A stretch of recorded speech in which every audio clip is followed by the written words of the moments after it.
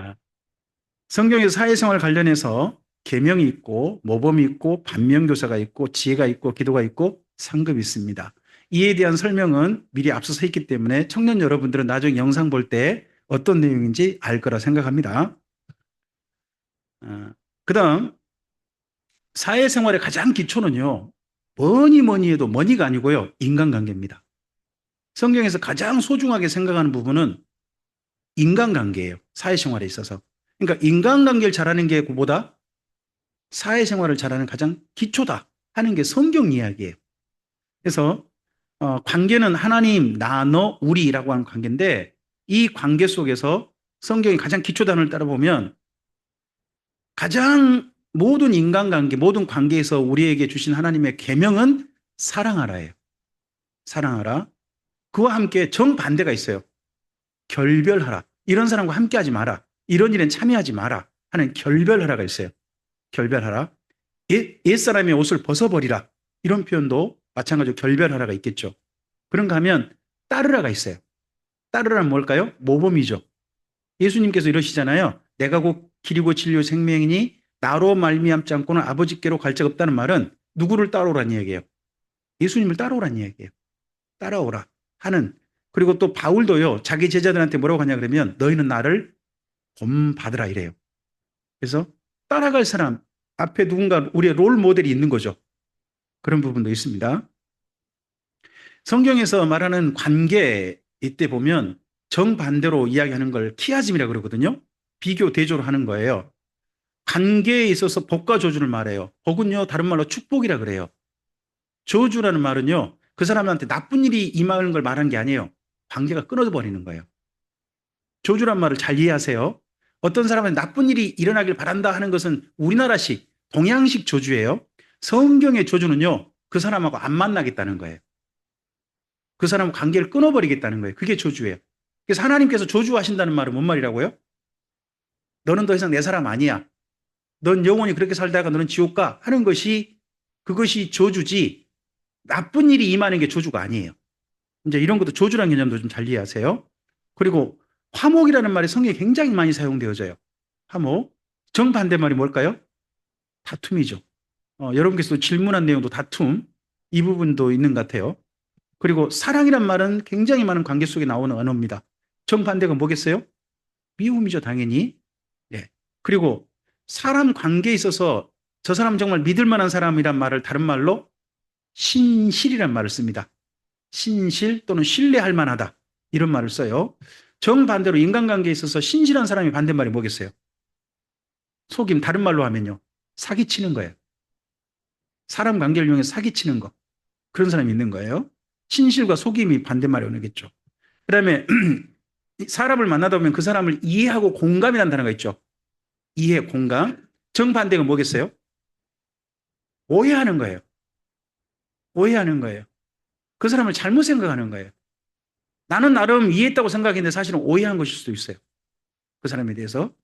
그리고 어떤 사람에겐 관심을 갖죠. 우리가 관심을 갖고 내가 또 내가 좋아하는 일엔 관심 갖잖아요. 정반대로 관심이 반대면 뭐겠어요? 무시하는 거예요. 똑같이 사람 속에 있는데 어떤 사람은 내 바운더리 안에 들어오지 않는 거죠. 밖으로 배제해버리는 거죠. 이제 무시라는 단어가 있겠죠. 당연히. 이 무시라는 것이 우리나라의 문제가 되고 나오는 것이 왕따라는 부분이죠. 왕따 이런 게 있을 수 있습니다. 그다음에 공동체라는 단어가 있어요. 함께 무리 안에 들어오는 거죠. 그 함께 누군가는 공동체에서 분리됩니다. 분리된 그런 게 있고요. 동역이 있죠. 함께 일하는 거예요. 함께 일하는 거. 정반대가 뭘까요? 그 사람을 일에서 빼버리는 겁니다. 빼버리는 게 있을 수 있습니다. 그래서 함께함과 원수 맺으면 단어. 성경에서 보면 관계 표현이 굉장히 많아요. 관계. 그러니까 우리가 인간인 거예요. 인간이란 말이 뭐 어떤 단어인가요? 한자로 조합할 때? 사람인의 사이가 아니에요. 인간이란 말 자체가 혼자가 아니에요. 사람, 사이. 나 혼자 존재할 수 없다는 게 동양의 개념인데 이게 성경의 개념하고 똑같아요. 그래서 나 혼자 잘하면 되지. 아니요. 사람은 반드시 사이요, 사이. 사이라는 걸 꼭 기억을 해야 됩니다. 그런 가운데서 성경에서 말하는 사회생활의 기초는 뭘까? 신약 성경에 오면 우리는 예수님 안에서 하나님의 나라요, 백성이요, 제사장이라고 합니다. 가장 기초적인 이 정체성을 가져야 한다는 거죠. 이 정체성을 가지고 우리가 바라봐야 할 게 뭐냐? 내 개인적으로 당당한 걸 보고 정의라 그래요. 내 개인적으로 당당한 거. 내가 어떤 일 했는데 양심에 가책이 없다는 거죠. 그죠? 그런 걸 보고 당당하다 그러잖아요. 그걸 다른 말로 하면 정의라고 해요. 함께 이룰 올바른 일을 공의라고 해요. 함께 이루는 올바른 일은 뭐라고 한다고요? 공의. 그리고 나 스스로 당당하고 올바르게 사는 걸 뭐라고 한다고요? 정의. 이 단어가 있습니다. 그 다음에 이 사회 속에서 가장 기초적인 하나님의 나라와 백성과 제사장으로 살아야 될 삶은 성경은 항상 이걸 말합니다. 사랑입니다. 사랑하다 보니까 그 다음 추구해야 될 자세가 뭘까요? 화목이에요. 자, 이 화목이라는 단어를요, 가장 좁은 영역으로 하면요, 나하고 사이가 좋으셔야 돼요. 하나님 빼고, 나하고 사이가 좋아야 돼요. 나하고 사이가 좋은 걸 보고 뭐라고 할까요? 우리나라 언어로. 나하고 사이가 좋은 거.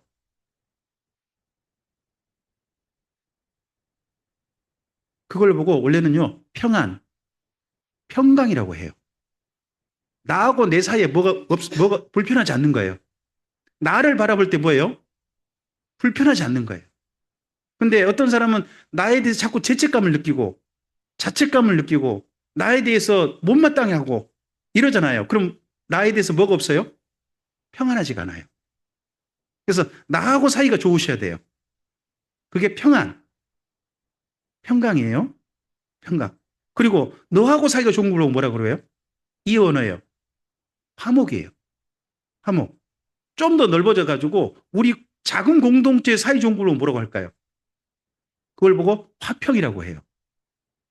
큰 공동체 사이 좋은 걸 보고 뭐라고 할까요? 그걸 보고 평화라고 해요. 그래서 가장 좁은 데로 가면 평안, 평강, 화목, 평안, 평화. 이 모든 게 관계 언어예요. 원래 관계 언어고 이건 사랑으로서 이루어지는 가장 올바른 사이. 이런 것이 성경의 의미라고 생각하시면 좋을 것 같아요. 그리고 이 땅에 다른 사람에게 우리가 행하는 일 있죠, 일. 예, 사랑과 화목은 사이를 표현하는 말한 거라면 나의 실제 행동은 뭐예요?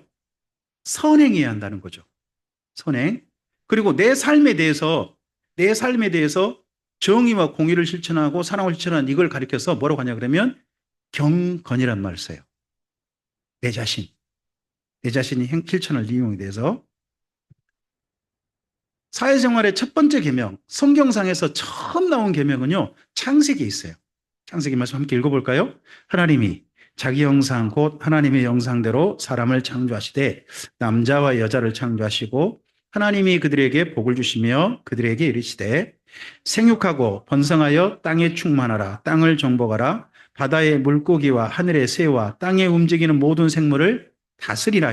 창세기에 맨 먼저 사람을 창조하시고 하신 말씀이에요.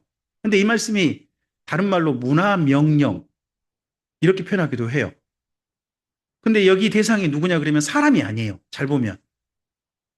대상이 누구예요? 누구랑 사이 좋으라는 거예요? 이 땅의 모든 피조물들. 이들과 사이 좋으라는 거예요. 그래서 우리의 사회생활, 기독인의 사회생활은요, 사람과 사람 사이만 말한 게 아니에요. 하나님의 피조물과 나 사이도 가장 먼저 명령되고 있다는 걸 기억해야 돼요. 이 부분을. 그리고 사회생활의 기본 계명은 뭐라고 해야 될 것인가? 사람과 사람 사이로 가장 기초적으로 간다면 읽어볼까요? 그러므로 피곤한 손과 연약한 무릎을 일으켜 세우고 너희 발을 위하여 곧은 길을 만들어 저는 다리로 하여금 어그러지지 않고 고침을 받게 하라. 모든 사람과 더불어 화평함과 거룩함을 따르라. 이것이 없이는 아무도 여기 말씀에 두 가지를 보셔야 돼요. 첫째는 나에 대한 자세예요. 나에 대한 삶의 태도가 사회생활할 때 이게 필요해요. 피곤하죠? 때때로 일하기 싫을 때 많을 거예요. 가만히 있고 싶을 때 많고 무기력해질 때가 많을 거예요. 근데 이 피곤한 손과 연약한 무릎 그대로 있으면 안 돼요. 자칫 이렇게 들어가면 내 삶의 무기력이 그냥 삶의 일반적이 될 수가 있어요. 그럴 때 다시 한번 힘을 꼭 내야 돼요. 내가 힘들어도 그 힘을 내야 됩니다. 그래서 고등기를 만들어서 저는 걸음으로 걷지 말고 똑바른 걸음으로 내 삶을 걷도록 늘 나를, 내 속 사람을, 내 스스로 자세를 가다듬으셔야 돼요. 그리고 다른 사람들과 사이를요, 이게 이 자세가 또 살기 어려워요. 화평함과 거룩함을 따르래요. 화평은 뭐예요? 사이가 좋은 거예요. 근데 사이가 좋대. 뭐가 기초가 되는 사이 좋음이에요? 거룩함도 함께 해야 돼요. 이거 진짜 어려운 거예요. 하지만 이런 자세를 꼭 가져야 한다는 거예요. 내 삶을요, 무기력하지 않게 산다는 거 쉽지 않습니다. 제가 지금 60이 되다 보니까 여러분의 나이가 너무 부러워요. 근데 여러분의 나이에 제가 제 삶을 어떻게 살았을까요? 지금 생각하면 이불킥이에요. 제가 그때 여러분 나이에 열심히 부끄럽지 않게 살았냐? 아니요, 지금 생각하면 너무나 아쉬워요. 내가 그렇게 살지 말았어야 되는데, 좀 더 좀 정성껏 잘 살았어야 된다는 생각이 너무 많이 들어요. 이런 제가 여러분에게 여러분의 삶을 여기 연약한 무릎 이렇게 세워가지고 거둔기를 만들어서 무기력하게 살면 안 돼요. 이런 말을 한다는 것은요, 이건 아닌 게 아니라 꼰대밖에 안 돼요. 꼰대밖에 안 되지만 그래도 부탁할 수밖에 없어요. 왜냐 그러면 어, 여러분의 20대를 여러분의 10대를 후회하지 않았으면 좋겠어요. 나중에 그때 무기력하게 살았다 하지 않았으면 좋겠어요. 그리고 또 하나 사람들과 사이에서 화평과 사이좋게 지내되 거룩함도 지키라 하는 부분이 기본 계명이라는 겁니다. 성경에. 그다음 보세요. 중요한 게 인간관계죠. 제일 중요한 게 인간관계잖아요. 성경에서 인간관계에 대한 계명을 이렇게 말씀하고 있어요. 읽어볼까요? 삼가 누가 누구에게든지 악으로 악을 갚지 말게 하고 서로 대하든지 모든 사람을 대하든지 항상 선을 따르라. 항상 기뻐하라. 쉬지 말고 기도하라. 범사에 감사하라. 이것이 그리스도 예수 안에서 너희를 향하신 하나님의 뜻입니다. 인간관계를 어떻게 하라고 하나님이 말씀하시는 건가요? 여기 데살로니가 전서에서. 첫째는요, 악으로 악을 갚지 말래요. 이거 쉬워요, 어려워요? 나한테 악하게 대한 사람 어떻게 악으로 갚지 않아요? 한 대 때렸으면 몇 대 때려줘야 되나요? 10대. 야, 그 무협지 단가 같다, 단가. 단가는 원수를 10배로 갚는다고 항상 그 무협지 나오는데. 근데 성경은 악으로 악을 갚지 말래요. 이게 참 쉽지 않아요. 그리고 뭐 서로 대하든지 모든 사람 대하든지 뭐예요? 1대1로 대하는 게 서로 대하는 거죠. 1대1로 대하는 거. 모든 사람이 또 사이 만나는 거잖아요. 첫 번째, 이제 첫 번째는 악으로 악을 갚지 말라. 이건 부정적인 명령이잖아요. 긍정적인 명령 첫 번째가 뭐예요? 항상 선을 따르라 해요. 이 만남이 어떤 만남이 되기를. 예, 좋은 일을 이루는 만남이 되기를 하라는 거예요. 두 번째는요. 오늘 만날 수 있는 거 기뻐하래요. 어, 정우하고 선우는 날마다 만날 때마다 기뻐? 어, 네, 와, 그렇구나. 선우도 고개를 끄덕끄덕 하네. 이야, 너희 둘 진짜 좋다. 응. 만날 때마다 기쁜 거. 이게 사실은 기본 만남이 안 돼요. 제가 이번에 들었던 이야기예요. 어떤 분이 요양병원에서 계속 계신 한 분이 그런 소원을 가지고 있대요.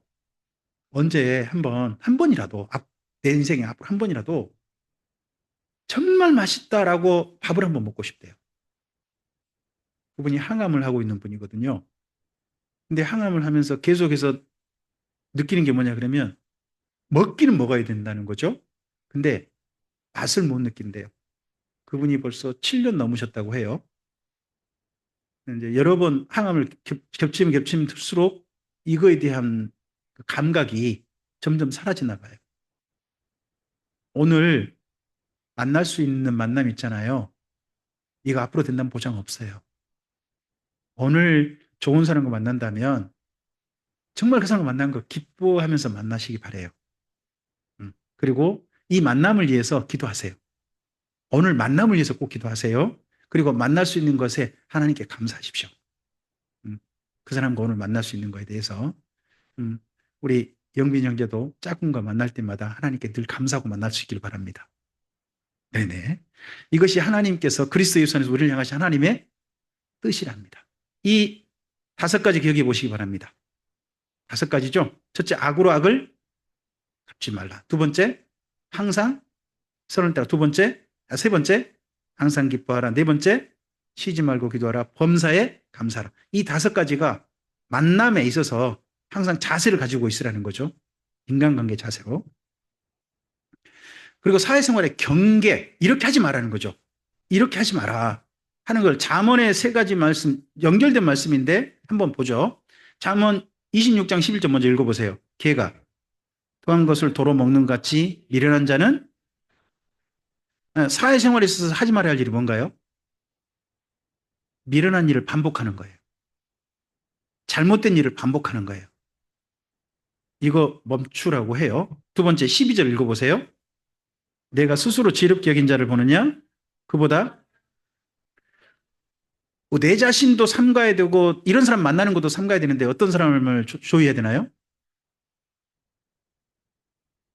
이거 보고 내가 항상 나만 옳다고 생각하는 사람, 나만 옳다고 주장하는 사람, 그런 사람 만나는 거 주의하셔야 된다는 거예요. 항상 기억하셔야 돼요. 저 사람이 말이 나보다 더 옳을 수 있다 하는 걸 늘 기억해야 돼요. 내가 항상 옳아. 이 자세를 가져버리면 그걸 보고 우리가 흔히 독선이라고 하죠. 독선이라고 하는데 우리가 예수님을 전할 때는 이 독선의 자세가 필요해요. 예수님과 하나님 외에는 다른 분이 없잖아요. 여기는 독선이 필요하되 인간관계, 사람 사이에 있어서는요. 이 독선은 필요하지 않아요. 항상 기억해야 돼요. 저 사람이 나보다 더 생각을 옳을 수도 있고 나만 옳지 않고 저 사람 생각도 옳을 수도 있다 하는 자세를 잊지 말아야 됩니다. 그 다음에 13절 보실까요? 읽겠습니다. 길에 사자가 있다. 거리에. 세 번째, 사회생활의 세 번째 경계될 일이 뭐예요? 게으름이에요. 게으름. 다시 한번요. 미련을 반복하는 거, 잘못된 일을 반복하는 거 경계합니다. 그리고 나만 옳다 하는 거, 이거 삼가로 갑니다. 그리고 또 하나, 게으름. 이것이 사회생활에 큰 암덩어리가 될 수 있다 하는 걸 성경은 말하고 있다는 겁니다. 사회생활에서 세상에서 우리 정체성을 좀 보죠. 이 말씀 너무 잘하는 말씀이죠. 읽겠습니다. 너희는 세상의 소금이니 소금이 만일 그 맛을 잃으면 무엇으로 짜게 하려? 후에는 아무 쓸데없어 다만 밖에 버려져 사람에게 밟힐 뿐이니라. 너희는 세상의 빛이라. 산 위에 있는 동네가 숨겨지지 못할 것이라 그럽니다. 우리 보고요. 교회에서 소금, 교회에서 빛이 되라고 하지 않았습니다. 어디에서? 세상에서입니다. 세상에서 예수님의 사람다운 맛을, 그리고 예수님의 사람으로 비춰야 될 빛을, 이걸 성경은, 예수님은 성도들이 주님을 따르는 사람들한테 요청하고 계시고 그런 정체성을 가지고 살라라고 말씀하고 계신다는 거죠. 그리고 여러분께 질문을 하셨죠. 지금까지는 제가 간단하게 사회생활의 가장 기초적인 말씀들을 한번 좀 정리를 해봤고요. 질문에 대해서 한번 찾아봅시다. 질문에 대해서 제가 정답이라고 하지 않았습니다. 길 찾아보기라고 했습니다. 이 외에도 정답이 있을 수 있다는 겁니다. 근데 제가 나름 길을 좀 찾아본 거다 하는 정도입니다. 대신에 저는 여러분의 그 곤란한 질문에 대해서 성경에서만 길을 한번 찾아본 겁니다. 이 부분도 이해해 주시길 바라요. 첫째, 여러분이 첫 번째 질문이 뭡니까? 논쟁에 대한 겁니다. 논쟁을 피하는 지혜가 필요하다. 근데 어떤 사람과 논쟁을 피하려면 이런 사람과 만남을 삼가면 된다고 합니다. 똑같이 잠언에 있어요. 그러니까 사회생활에 많은 말씀이 어디 있다는 거예요? 잠언에 있다는 거예요. 가장 기초로 잠언을 잘 읽어보세요. 그럼 사회생활에 대한 부분이 많이 나와요. 나오니까 꼭 읽어보세요. 자, 한번 20장 3절이요. 다툼을 멀리하는 것이 사람에게 영광인 것을 미련한 자마다, 그러니까 다툼은 어떤 사람과 만날 때 일어날 수 있다는 거예요. 뿐만 아니라 내가 미련한 사람이면 나를 만날 때는 다른 사람들이 다툼이 일어날 수 있어요. 그러니까 다툼을 자꾸 일으킨 사람이 있잖아요. 만날 때마다 좀 그런 사람은 스스로 생각하셔야 돼요. 내가 뭔가 인간관계에서 좀 미련한가 보다. 말하는데 미련한가 보다.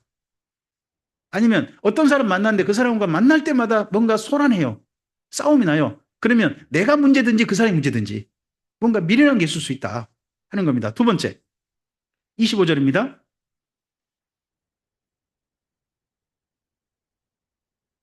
어떤 사람이 다툼을 가져온다는 거예요? 욕심. 욕심이 많은 사람이 이야기할 때 자기 욕심을 가지고 사람을 대하고 그쪽으로 욕심을 가진 대로 끌어들이려고 하면 다툼이 일어난다는 거예요. 다툼이 일어난다. 그 다음에 29장 22절이요. 노하는 자는 다툼을 일으키고 성내는 자는 감정 조절이 안 되는 사람이 있어요. 감정 조절. 요즘 현대로 올수록 점점점 감정 조절이 안 되는 걸 거의 질병으로 여겨지죠. 혹시 너무 좋은 것도 사정없이 좋아버리고 화를 내는 것도 사정없이 화내는 거 보고 뭐라 그러죠? 조절이 안 되는 거 보고 조울증이라고 해요. 이거 뭐 조울증이라고 그래요. 이게 위로도 아래로도 끝이 없는 거죠. 일정한 사람이 절제가 돼야 되는데 감정의 절제가 위로를 안 되는 거 보고 조울증이라고 해요. 그런가 하면 밑으로만 쫙 꺼져 있는 감정 보고 뭐라 그래요? 우울증이라고 그러잖아요. 이게 증이라는 병으로 지금 말하고 있어요. 근데 이게 원래 성경에서 있는 이야기예요. 있는 이야기. 어떤 사람 만나면 맨날 만날 때마다 그 꼭 12조 말하는 사람 있죠. 그 화가 꼭 입에 달려있는 것처럼, 나를 향한 화가 달려있는 것처럼, 그런 사람과 만날 때는 조용히 입을 딱 다물어야 좋아요. 그런 게 좋습니다. 어, 우리 옆에 있는 친구에게 좀 이야기 좀 해줄까요? 너는 욕심이 그래도 좀 없어 보여. 음, 한 말씀, 한 얘기 좀 더 해줄까요?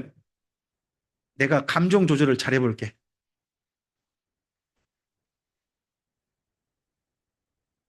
내가 감정 조절 못 해가지고 다툼이 일어날 수 있다 하는 걸 꼭 기억하셔야 돼요.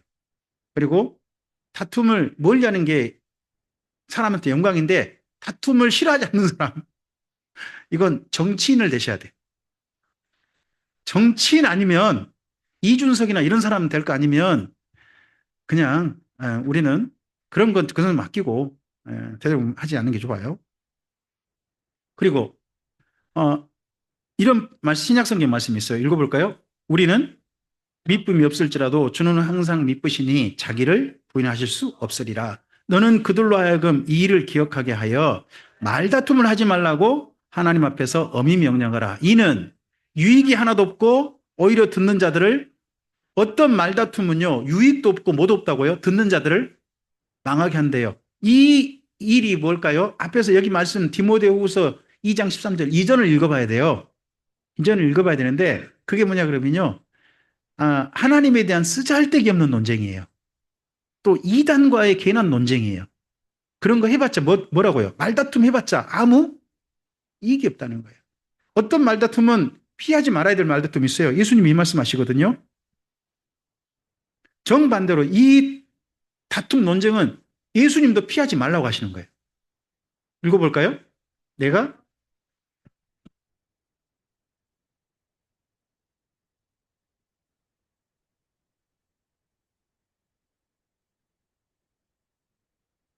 사람의 원수가 이 말다툼 때문에 집안이 원수가 돼요. 누구 때문에 그런 거 이게요? 예수님 때문에요. 집안 식구 중에 어떤 한 사람이 전부 다 다른 종교, 다르게 사는데 한 사람이 갑자기 예수님을 따라 살게 된 거죠. 그러면서 그 한 사람 때문에 집안 전체가 뭐예요? 소란하게 된 거예요. 이런 다툼은 예수님께서 뭐라고 하시냐 그러면 피하라고 하지 않아요. 이건 기꺼이 감수하라는 거예요. 대신에 이에 대해서 사도 바울은 뭐라고 하냐 그러면 집에서 할 수만 있으면요. 예수님 믿지 않는 가족에 대해서 네가 집안일을 잘하고 또 남편과 아내에게 잘함으로 말미암아 다투지 말고 너로 말미암아 우리 하나님께 돌아올 기회를 갖는 그런 삶을 최선을 다하라는 거예요. 다하되 이 다툼은 피하지 말아라고 하고 계세요. 정체성에 대해서는. 이 부분도 이제 참 곤란한 긴장 관계죠. 그리고 다른 사람의 부탁을 거절하는 법, 제가 제일 어려웠는데요. 어떻게 부탁을 거절해? 근데 성경에 있는 것을 좀 제가 가지고 부탁 거절하는 법에 대한 가장 기본을 좀 이야기해 보고 싶어요. 10계명 중 2계명이에요. 9계명, 10계명이거든요. 읽어볼까요? 내 이웃에 대하여 거짓 증거하지 마라. 내 이웃의 집을 탐내지 말라. 내 이웃의 아내나 그의 남종이나 그의 여종이나 그의 소나 그의 낙이나 무릇 내 이웃의 소유를 탐내지 말라. 자, 이웃에 대하여 어쩔 때 거짓 증거할까요? 이 거짓 증거가요, 원래 법정 증언이에요. 법정에서 위증을 말하는 거예요, 위증. 위증 어떨 때 해요? 나한테 불이익받고 싶지 않는 게 뭔가 있는 거예요. 또는요, 뭔 대가를 약속받은 거예요. 그리고 다른 사람을 탐내가지고 이익을 탐내가지고 하는 가장 성경에서 말하는 행위가 뭐라 그러냐? 그걸 보고 보증 서지 말란 말이 나와요. 잠언에 보증 서지 말란 말이 여러 번 나오거든요. 그 말은요, 다른 사람의 어려운 것을 무시하란 말이 아니에요. 잠언에서 말하는 보증 선다는 건요, 자기한테 뭔가 보증 서가지고 뭘 바라는 거예요? 이익이 돌아오길 바라는 그런 보증 서는 거예요. 도리어 가난한 사람들에 대해서는 어떻게 말했을까요? 성경에서 외면하지 말라고 해요. 그래서 성경에서 말하는 다른 사람 부탁을 거절할 때 가장 기본은 뭐냐? 너 이거 하면 나한테 이익이 돼. 이거 하면 너한테 좋은 일이 많아. 하는 그런 거 있죠. 그런 거에 대한 부탁을 거절하라는 거예요. 성경에서 말할 때는. 근데요, 이런 이야기가 나와요. 여러분, 예수님의 이야기 이런 이야기예요. 한밤중에 다 자고 있는데 옆집에서 와가지고요. 우리 집 손님 왔어요. 뭐 먹을 거 없어요라고 물어본다는 거예요. 그러면 그 집에 있는 사람이 아니 우리 집 식구 다 자요. 다 자고 있는데 그게 뭔 짓거리요 하면 그 사람이 그냥 가요. 또 계속 문 두드리면 그래도 혹시 먹을 거 없어요라고 한다는 거예요. 그러면 그 먹을 거 없어요 한 사람이 잘못한 거예요. 집에서 아 우리 집 다 자고 있는데 왜 그러세요? 하는 사람이 잘못한 거예요.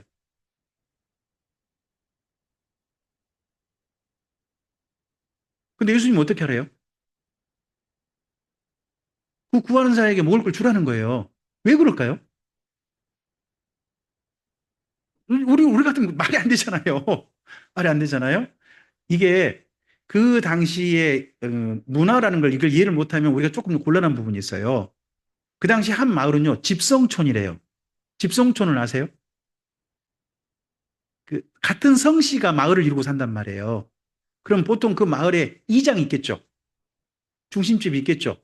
그 집은 마을의 모든 대소사를 특별히 관할하되 자기 친족에 관한 일이면 앞장서 해줄 의무가 있대요. 쉽게 말하면 우리나라 같은 뭘까요? 장손? 뭐 그런 집인 거죠. 맏아들 같은 집인 거예요. 근데 그 집에 손님이 왔어요. 그럼 손님이 왔으면 어떤 사람일까요? 자기 집안 사람인 거예요. 자기 집안 사람인 거고 가서 혹시 먹을 거 없어요 하는 집이 어떤 집인 거예요? 그 마을의 장손집. 그럼 장손은 자기 집이 잠자더라도 자고 있더라도 지금 이 마을에 우리 친족이 온 거예요. 친족이 왔으면 어떻게 해줘야 돼요? 그게 의무예요. 역할이에요. 그때는 거절하면 안 되죠. 이때 부탁을 거절해야 되나요? 들어줘야 되나요? 맞아요. 그러니까 성경에서 거절하라는 것은 뭐냐 그러면요.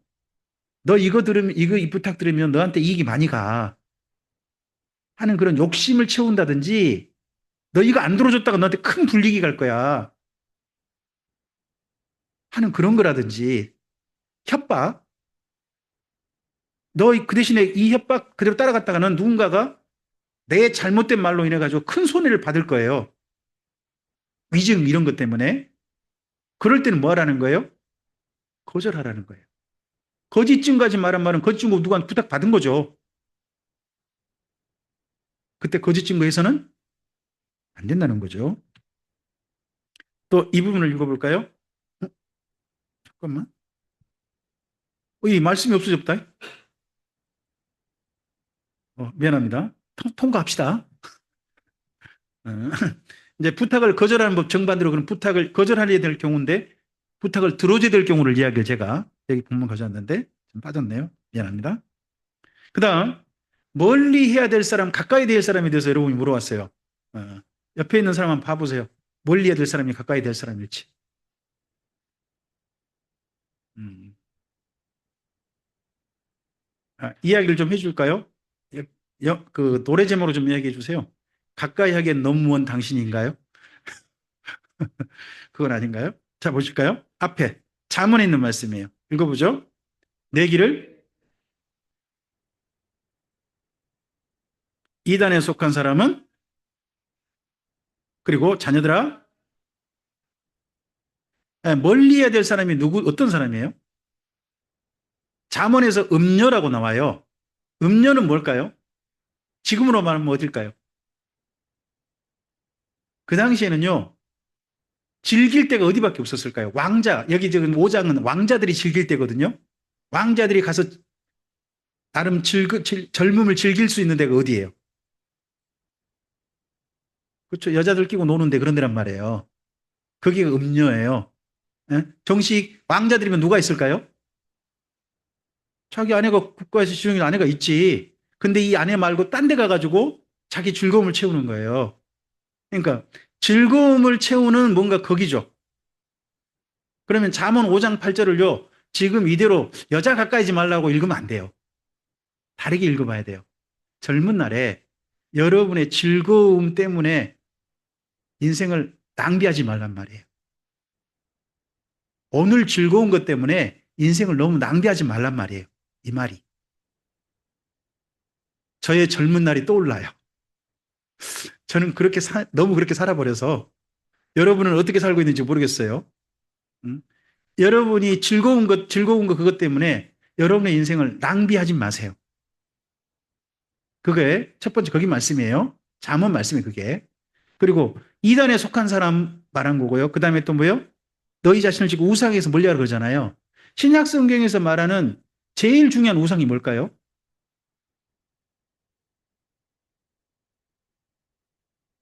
두 가지가 있는데요. 하나는 타종교고요. 또 하나가 있는데요. 그게 탐심이에요. 신약 성경에서 탐심이 곧 우상숭배라고 해요. 그러니까 내 욕심을 자꾸 따르는 그런 거 있잖아요. 그런 거 가는 거. 어, 우리나라 젊은이들의 걱정스러운 게 요즘 몇 가지 현상이 지금 생기고 있는데 하나는 젊은이들이 그 취업할 때가 너무 좁아지고 있대요. 점점 힘들어지고 있대요. 그러다 보니까 취업에 대한 그런 부분 가지고 상당히 좀 그러고 그다음에 아, 제 때는 저축하면 저축하면 돈이 모이고 집을 살 수 있었거든요. 여러분 때는 저축으로만 해가지고 집을 살 수 있어요?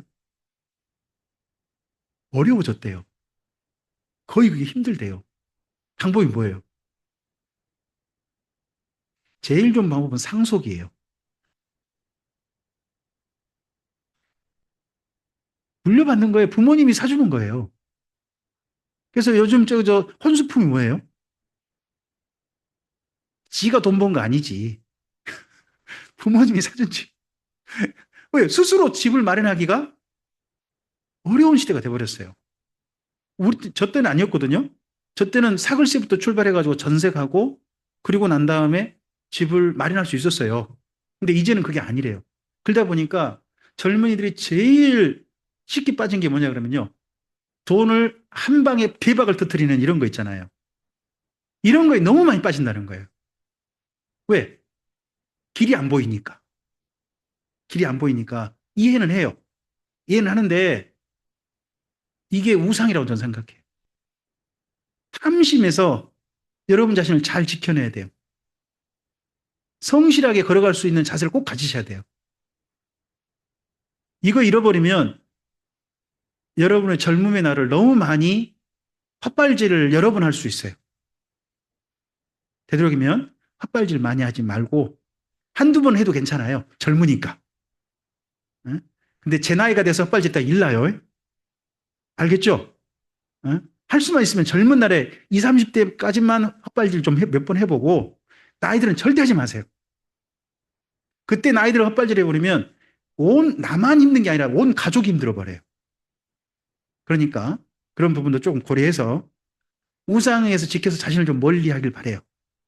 성실적으로 여러분 자신을 꼭 지켜냈으면 좋겠어요. 그 다음 읽어볼까요? 또한 너는 청년의 정욕을 피하고 주를 깨끗한 마음으로 부르는 자들과 함께 의와 믿음과 사랑과 화평을 따르라. 네, 함께 할 사람이 중요하대요. 음, 우리 참교회 청년들이 모였는데 모인 깨끗한 마음으로 주님을 부르는 사람 되길 바래요. 그런 사람들로서 모여서 의와 믿음과 사랑과 화평을 추구하는 그런 모임 꼭 되었으면 좋겠습니다. 이런 모임이 여러분 자리에서 많아지길 바래요. 네. 그리고 마지막 질문입니다. 학생, 성인, 직장인의 본분이 뭐냐고 물어봤어요. 아니, 이게 마지막 질문 아니다. 더 있대요. 몇 개 더 있네. 네. 읽어볼까요? 전도서 저는 가장 기본 자세, 이거 필요하다고 봐요. 전도서 이런 말씀이 몇 군데 나와요. 3장 22절 읽어볼까요? 그러므로 나는 사람이 자기 일에 즐거워하는 것보다 더 나은 것이 없음을 보았나니 이는 그것이 그의 몫이기 때문이라. 그의 뒤에 일어날 일이 무엇인지를 보게 하려고 그를 도로 데리고 올 자가 누구이랴. 오늘 해야 될 일을 성실하게 하래요. 오늘 일할 수 있으면 그걸 즐거워하래요. 즐거워하래요. 그것이 그의 몫이래요. 몫이란 말은요, 다른 말로 하면 하나님의 선물이라고 생각하라는 거예요. 하나님의 선물이다. 오늘 내가 일할 수 있다면, 일하는 그곳이. 이렇게 생각하기 어렵죠? 쉽지 않을걸요? 하지만 그런 자세로 여러분의 일터의 자세를 가져야 한다고 성경은 여기 전도서에서 이야기를 해요. 이런 말씀이 몇 군데 나옵니다. 그 다음에 자기 일에 대한 자세입니다. 이건 신약성경 말씀이죠. 읽어볼까요? 또 너에게 명언같이 조용히 자기 일을 하고 자기 손으로 일하기를 내 일을 열심히 하세요. 우리 정호하고 선우가 해야 될 일이 뭘까? 자기 일이 뭘까? 가장 중심해야 될 일이 뭐야? 드럼이야? 아니야. 아니야. 학생이야. 두 사람은 다른 일도 좀 즐겁게 하되 조용히 자기 일, 성실하게 그 일을 해야 될 일을 잊지 말았으면 좋겠어요. 여러분께서도 그 일들을 해야 되겠죠. 우리 영빈 형제는 올해 다시 대학을, 네, 그런가요? 네, 조용히 자기 일 잘하길 바래요. 그래. 그거 보고 뭐라 그러지? 그 오비? 오비라 그러더만, 올드. 아, 이미 그래가지고 저기 뭐죠? 군대 가기 전에 대학생을 부른 말과 군대 갔다 온 대학생을 부른 말이 있다면서요. 오비. 오비는 오비답게 부는 거야. 아, 그죠? 그래야 되죠. LG. 그 다음에 로마서에 있는 말씀이에요. 로마서 말씀 읽어볼까요? 그러므로 우리 각 사람이 자기 일을 무슨 말일까요? 내가 오늘 열심히 일한 직장의 일들, 그런 일한 것을 하나님 앞에 있는 그대로 보고하게 될 거라는 거예요. 하나님께 그 일을 어떻게 했는지. 이 말씀을 제가 늦게 만났어요. 저는 저의 일을, 그 목회자의 일을 그냥 하면 되지 한 생각을 했다가, 이 말씀을 제가 한 번 만나고 난 다음에, 내가 목회 일을 어떻게 했는지, 하루를 어떻게 사용했는지 하나님께 언젠가 보고를 해야 되는구나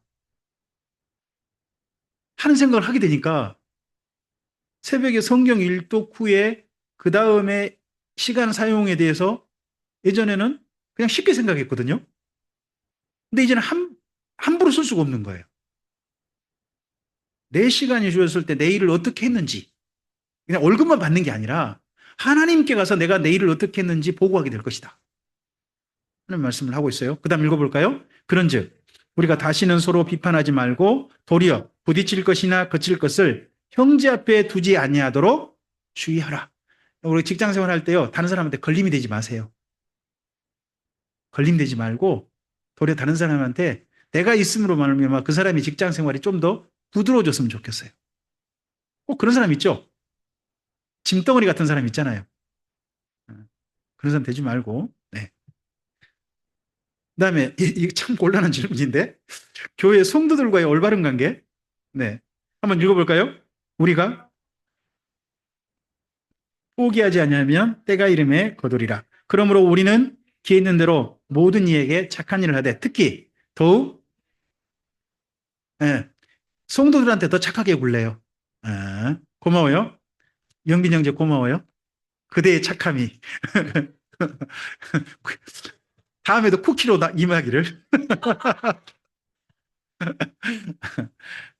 그다음 또 베드로 후서 말씀이에요. 읽어볼까요? 그러므로 너희가 더욱 힘써 너희 믿음의 덕을 덕의 지식을 지식의 절제를 절제의 인내를 인내의 경건을 경건의 형제 우애를 형제 우애의 사랑을 더하라고 합니다. 이게 하나님을 닮아가는 삶을 말하거든요. 하나님 닮아가는 사람인데 가장 기초는 뭐예요? 첫 출발은 믿음이에요. 믿음. 믿음이에요. 덕은요? 올바른 도덕적인 삶이에요. 덕스러운 삶을 말해요. 그리고 하나님과의 만남 가운데서 삶아가는 거는 올바른 지식이 필요해요. 알아야 할 걸 확실하게 알아야 되죠. 성경 강좌 끝까지 참석해 봤어요? 그래요? 예전에 어, 우리 우리 집 아들이 그러더라고요. 내가 성경 강좌 몇 번이나 참석해 봤는데요. 아, 그런 식으로 참석을 안 해요. 아빠도 달라졌다 하는 말을 믿지를 못해요. 끝내 그러면서 만남을 오기를 거부하더라고. 그죠? 아드님. 예? 저도 나름의 지금 참빛교회에서 2002년도부터 성경 강좌를 시작해서 지금까지 오고 있는데 그 사이에 점점점 새로운 본문을 똑같은 본문이죠. 제가 지금 우리 교회에서만 대하설교를 세 번째, 네 번째 하고 있어요. 같은 본문을. 근데 예전에 만났을 때 본문과 지금 만날 때 본문이 전혀 달라요. 한 걸음 더 나가는 것들이 보이고 그 다음 좀 더 좀 정리해서 이야기해 줄 것들이 보여요. 어, 다른 자기를 열심히 해야 되는 거죠. 그게 지식이고요. 그다음에 지식을 가졌으면 그다음 뭐가 필요해요? 절제가 필요해요. 제 집사람이 그런 이야기 하더라고요.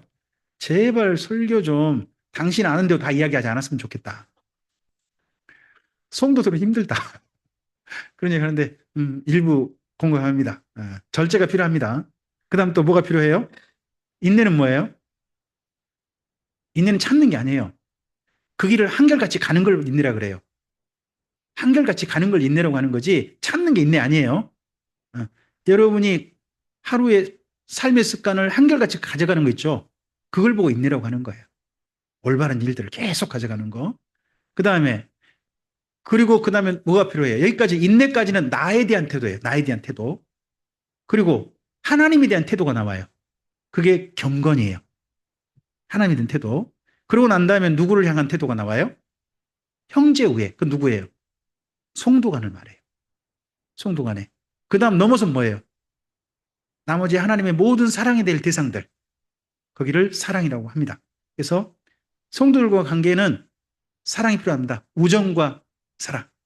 우리 옆에 계신 분한테 물어볼까요? 저를 우정으로 대하십니까? 사랑으로 대하십니까?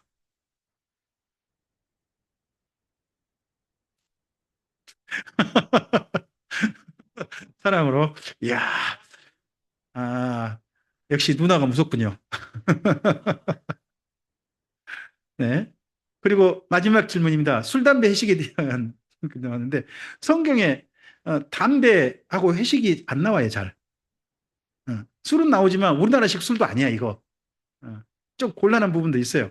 근데 로마서 말씀을 가지고 한번 기본 정신을 좀 봐봅시다. 읽어볼까요? 만일 이는 내가 사랑으로 행하지 아니함이라 그리스도께서 대신하여 죽으신 형제를 내 음식으로 망하게 하지 말라. 그러므로 너희의 선한 것이 비방을 받지 않게 하라. 하나님의 나라는 먹는 것과 마시는 것이 아니요 오직 성령 안에 있는 의와 평강과 희락이라. 담배 피면 천국 가요 안 가요? 상관없어요. 술 마시면 천국 가요 안 가요? 상관없어요. 회식 열심히 가면 천국 가요 안 가요? 맞아요. 그게 중요한 게 아니에요. 저는 담배 핀 사람은 천국 못 간다. 그것은 담배 피지 말라는 게 교회 성도로서의 구별 이런 데 필요한 것이지 그게 천국 가고 안 가고의 조건이 아니에요. 천국 가고 안 가고는 뭐예요? 예수님을 진실하게 믿는 사람으로 삶을 사느냐예요. 이것이지 나의 취미, 내 삶의 작은 습관들 이런 것이 뭐 성경에서 굳이 말씀하고 있지 않는 것이 조건일 수는 없어요. 단 술, 담배, 회식이 우리의 뭐가 돼야 돼요? 제가 밑줄 걷는데 선한 것이 되셔야 한다는 거예요. 선한 용도로 사용하세요. 담배를 선한 용도로 사용할 수 있으세요? 야, 있을 수도 있죠. 라이터를 가지고 다니세요.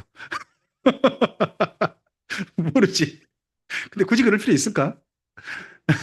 술은요, 선한 용도 가능해요, 안 가능해요?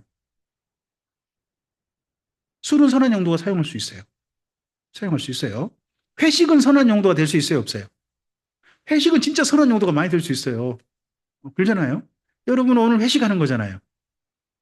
비빔밥 회식. 비빔밥이잖아요. 비빔밥 회식이잖아. 회식이잖아요. 선한 용도로 할 수 있다는 거예요. 선한 용도로. 어, 우리나라가요. PC방이 생기면서부터 혹시 새로운 회식이 생겼는데 혹시 아세요? 스타 회식이라고.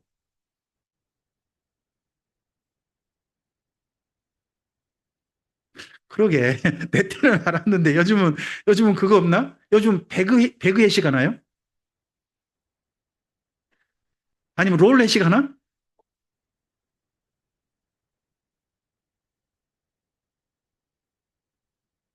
배틀그라운드, 리그 오브 레전드 이런 그쪽에 가서 모임을 간다면 그것도 회식이잖아요, 일종의. 요즘은 뭐 노래방 회식 뭐 이런 것도 있잖아요. 이자 회식 그런 것도 있잖아요. 그렇지 않나요?